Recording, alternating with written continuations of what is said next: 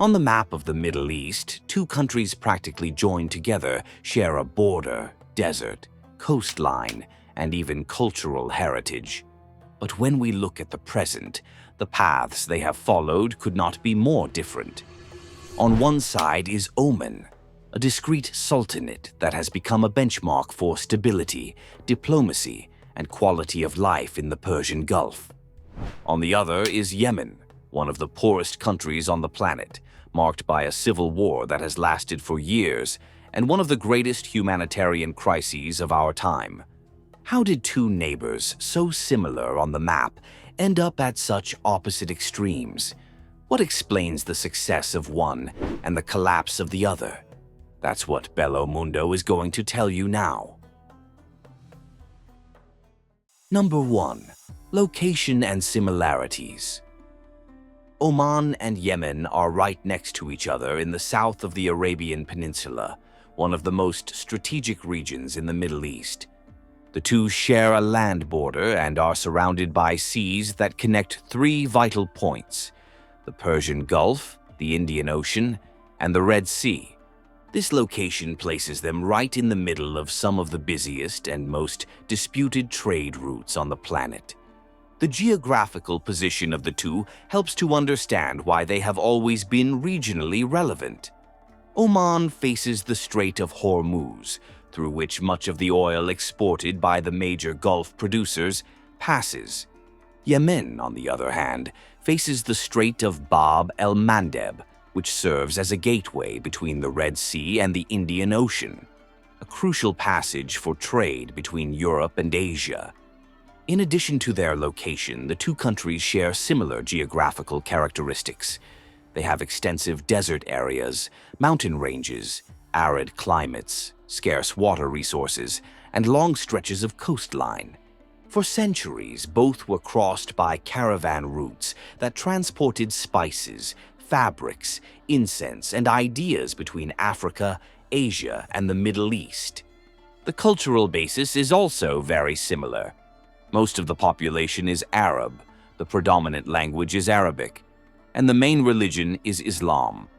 But despite these similarities, each country has been shaped by its own history and traditions, something that becomes clearer as one delves deeper into the political and social context of each.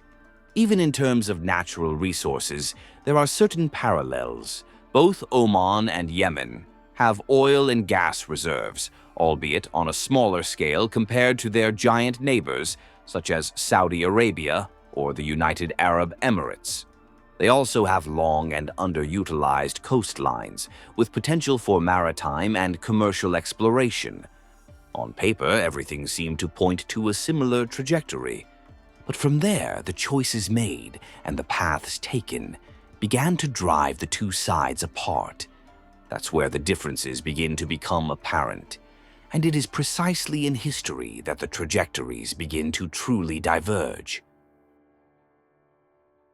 Number 2. History.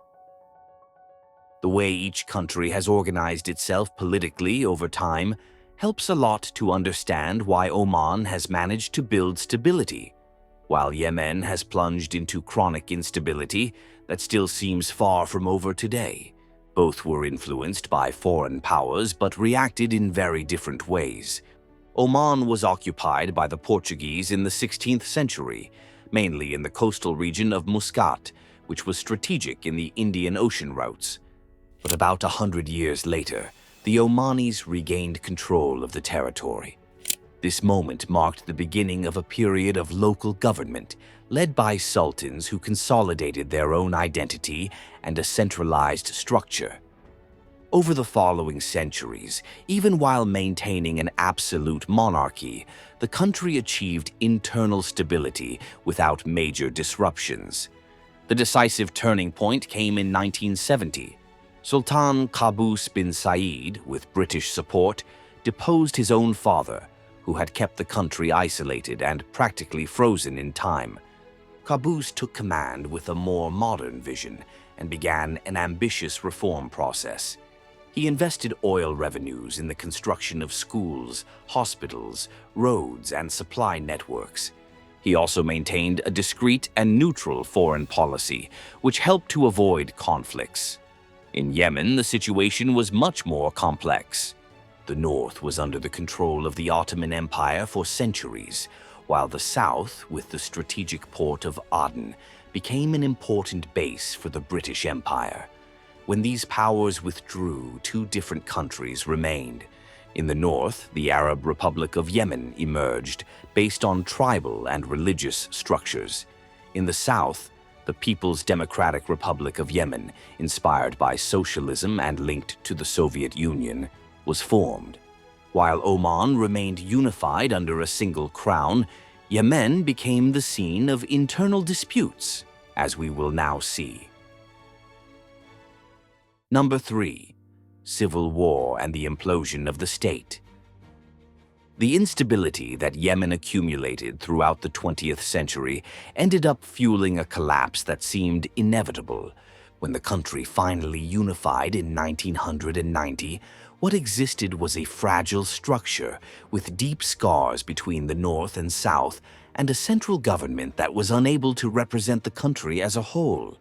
President Ali Abdullah Saleh, who had ruled the north before unification, took charge of the new republic. But instead of seeking real integration, he adopted an authoritarian and centralizing stance. He used temporary alliances, exploited regional divisions, and kept the country functioning on the basis of fragile agreements marked by corruption and patronage. For a while, this held the state structure together. But internally, the pressure only increased. In 2011, with the wave of the Arab Spring, discontent exploded. Demonstrations spread across the country, calling for Saleh's departure and reforms to the political system. The government tried to resist, but eventually gave in. Saleh left power, but the vacuum he left behind brought even more instability. It was in this scenario that different groups began to fight for control of the territory. In the north, the Houthis, a group of Zaidi Shiite origin, gained strength and began to oppose both the central government and Sunni groups. In the south, separatist movements began to grow again.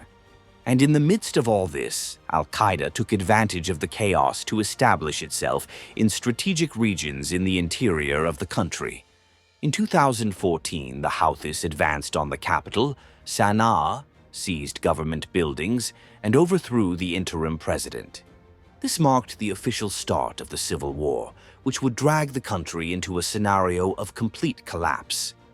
Since then, Yemeni territory has become the scene of internal disputes and external interference. Iran, Saudi Arabia, the United Arab Emirates, and other countries began to support different factions, turning the local conflict into a proxy war. Today, Yemen is divided between various forces that control isolated parts of the territory. The internationally recognized government has little real power. The population is living in the midst of a serious humanitarian crisis.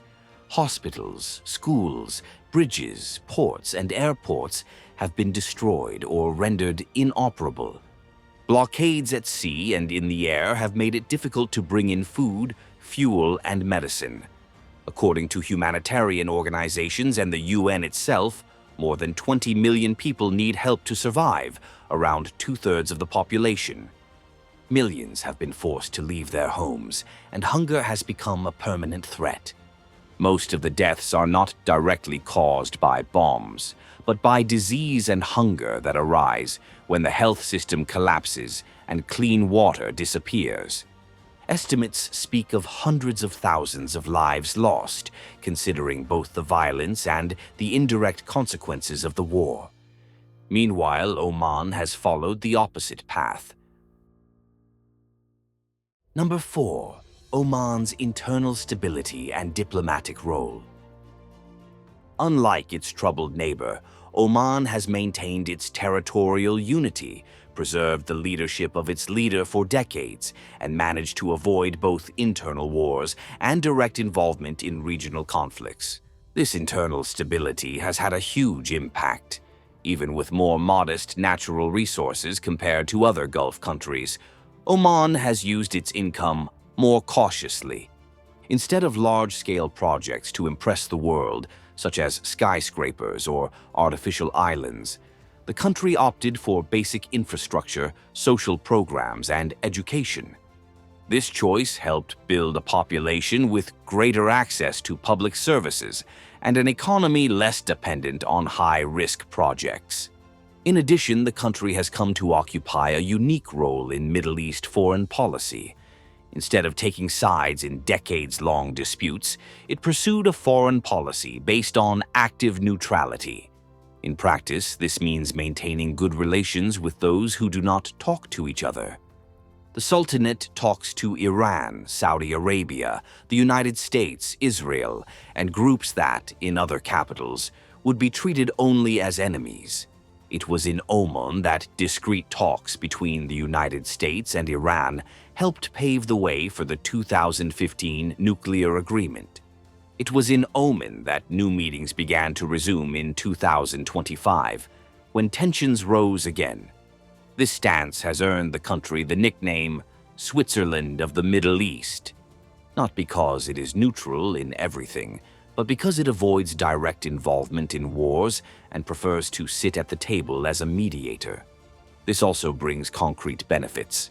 A country that inspires confidence attracts investment, hosts international conferences, negotiates debts, facilitates energy agreements, and becomes a gateway for companies that want to operate in the region without getting caught in the crossfire.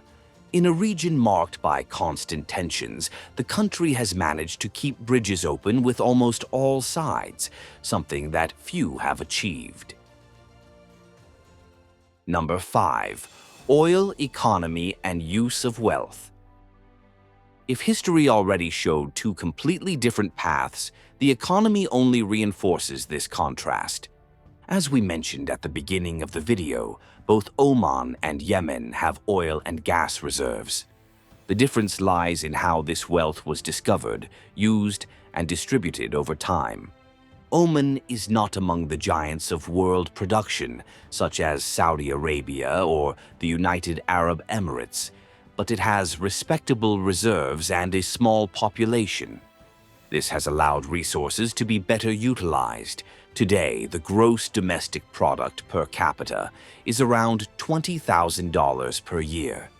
This income has been channeled into infrastructure projects, port modernization, transportation networks, health, education, and also into projects to diversify the economy, such as tourism, logistics, and light industry. The capital, Muscat, has a standard of services above the regional average, and the port of Duqm, for example, has become a benchmark in maritime transport and strategic development. The result is reflected in the indicators. Oman has a Human Development Index of approximately 0.82. This score places it among the best in the Middle East. For those unfamiliar with it, the HDI is a United Nations indicator that assesses life expectancy, access to education, and average income of the population. The closer to 1, the higher the level of development. On the other side is Yemen, with an HDI of about 0.42, practically half that of its neighbor. The country also relied on oil as a source of revenue, but under much more limited conditions. Reserves have always been smaller, the population has always been larger, and the resources collected were not well managed. Before the war, oil accounted for a large part of the public budget, but much of this income was lost to corruption, poorly planned subsidies, or military spending. When the war broke out, everything got worse. Production plummeted, pipelines were damaged, ports were blocked, and the main source of revenue disappeared. Gross domestic product per capita fell to less than $1,000 a year, one of the worst levels on the planet. The impact of this is felt in all areas. Hospitals have stopped functioning, schools have been abandoned, and water and energy supplies have become unstable or non-existent in many regions. Millions of people have come to depend on foreign aid for food, drinking water, and basic medical care. While Omanis see oil turning into roads, hospitals, airports, and jobs in the service sector, Yemenis have seen oil go up in smoke, both literally, with bombed refineries, and figuratively, with elites diverting resources. Number 6. State, institutions, and stability. Another point that helps explain the very different paths taken by Oman and Yemen is the way each society is organized internally. Here, religion, customs, and social structure play a central role. In Oman, the majority of the population follows a lesser-known branch of Islam called Ibadism. Unlike Sunni and Shia Islam, Ibadism preaches a more peaceful vision, focusing on moderation, tolerance, and conflict resolution through dialogue. This does not mean that Oman is a liberal or unrestricted country, but rather that there is a more pragmatic political culture that is less inclined toward internal religious disputes. This religious cohesion has helped to build a more stable environment. Different groups coexist with less friction, and the figure of the Sultan is still seen as a national reference, not as a representative of a single faction. In addition, the government has avoided radicalism and has invested in an idea of unity that to this day underpins much of its domestic policy. Yemen, on the other hand, experienced the opposite. The country is predominantly Muslim, but divided between Sunnis and Zaidi Shiites, who have different interpretations of religion and distinct traditions. In the north, the Zaidis formed their own power structures with ancient roots, linked to local tribes and religious leaders. In the south, the British presence and socialist movements created a different, more secular and urban mentality. This poorly resolved mix became fertile ground for conflict. Religious disputes added to regional, ethnic, and tribal divisions, hindering any idea of a unified nation. When the country was officially unified in 1990, these differences did not disappear. On the contrary, they were swept under the rug and resurfaced with full force during the Civil War. Number 7. Real life, human development, and the future. Ultimately, all of this translates into one thing: the direct impact on the lives of those born in one country and those born in the other. In Oman, life expectancy is comparable to that of European countries. The Human Development Index, which measures health, education, and income, places the country in the group of those with a high level of development. In practice, this means functioning schools, well-structured hospitals, roads connecting the interior to the capital, treated water reaching urban neighborhoods, and a much lower level of poverty than in other countries in the region. In Yemen, the HDI was already low even before the war, around 0.47, and has only plummeted since then. Today, almost the entire population depends on some form of international aid. Child malnutrition is common, and the future prospects for millions of young people boil down to survival. While an Omani teenager thinks about which technical course to take or which city to work in, a Yemeni teenager often has to think about how to get water, food for the family, or an escape route. Both were born under the same sun on the same peninsula, with people who speak the same language, follow the same religion, and share many customs. But one grew up in a state that managed to remain intact and invest in its own population. The other grew up in a fragmented country, pulled in opposite directions, which lost control of its territory and saw its wealth disappear amid an endless war.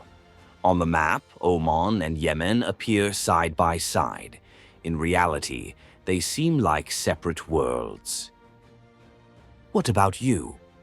Have you ever stopped to think about this contrast between two neighbors that, at first glance, seem so similar? Tell us in the comments if you would live in a stable country like Oman, even with fewer political freedoms, or if you still believe that places like Yemen can find a path to reconstruction in the future. And of course, if you liked this video, Leave a like, subscribe to the channel, and activate the hype button. This helps this content reach more people and show realities that are often invisible on the map. And if you want to know more about Oman, we have an exclusive video here on the channel just about that.